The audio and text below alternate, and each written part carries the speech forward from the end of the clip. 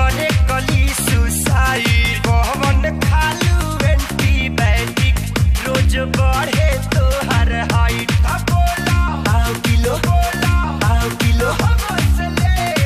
बारू डाइट भारा के बाहर डाइट ला रहता बोला कवनो रे अंग नहीं नरम लागे पोरे पोरे देहिया तो गरम लागे कवनो रे अंग नहीं नरम लागे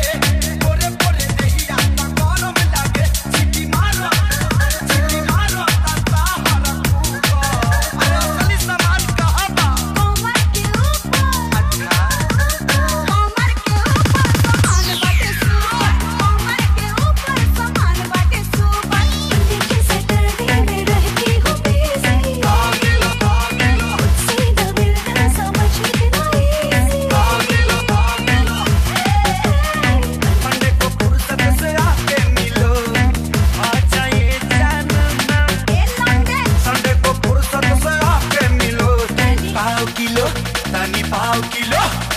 पाव किलो हमका प्रेम दे दो तनी पाव किलो हमका प्रेम दे